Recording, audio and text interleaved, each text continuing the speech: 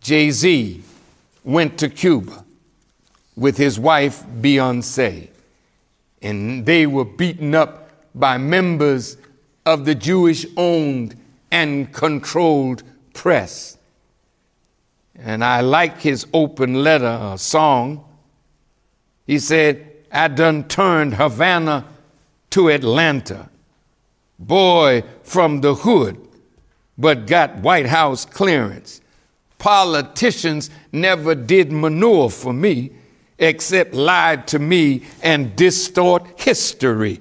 Want to give me jail time and a fine. Well, fine, let me commit a real crime. Let me say, Brother Jay-Z, beloved, you already committed a great crime when you went there, when you met with your people, when you spoke the strong words that you have just spoken. Well, you did. You don't need to do any real crime, because your standing up like a man for a principle is crime enough. What did you say? Y'all almost want to start a revolution.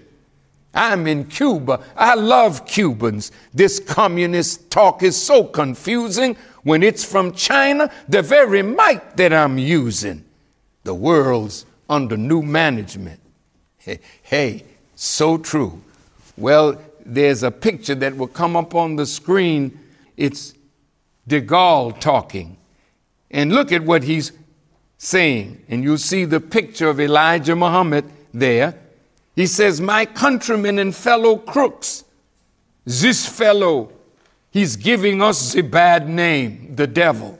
We must liquidate him so that we can devote our time towards the development of a glorious future. And look who's in the picture. Elijah Muhammad, Nelson Rockefeller, Moshe Dayan, the young man that was over the Watergate Commission. Look,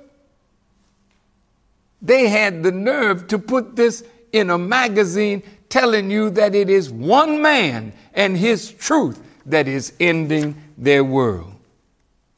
Well, America, when you saw people coming from Europe and other places visiting Cuba, resting on the beaches of Cuba, bringing hard currency to the hotels of Cuba, out of Miami came sabotage, assassinations, terrible killings, blowing up airplanes filled with people. You did this. You sanctioned this. Blowing up hotels, killing tourists. You did this. So killing people is not something that you don't do.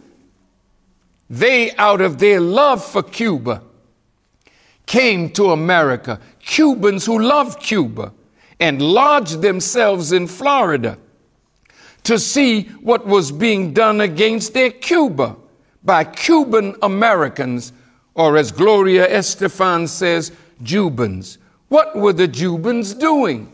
They are busy. In a 2010 article entitled The Silent War Against Terrorism by Jane Franklin, dealing with the history of America's efforts to assassinate President Fidel Castro, she comments on the Cuban Five.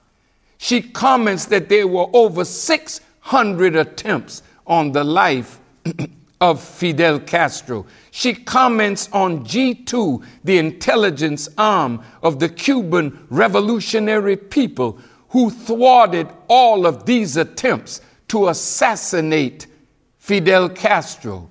And when Americans were invited to Cuba and they were shown all of the intelligence that these Cubans had gathered against American Cuban terrorists that were trained in Fort Benning, Georgia, trained in assassination, trained in sabotage, trained in how to make bombs, trained in making mischief. You trained them and sent them to do this evil and hid your hand as though you said or did nothing. Well, the Cuban Five are now languishing in prison. Gerardo Hernandez, Antonio Guerrera, Ramon Labuñino, Fernando Gonzalez, and Rene Gonzalez were tried, and convicted in Miami, where you know they could never get a fair trial. 14 journalists were used. 14 in Miami, paid by the CIA.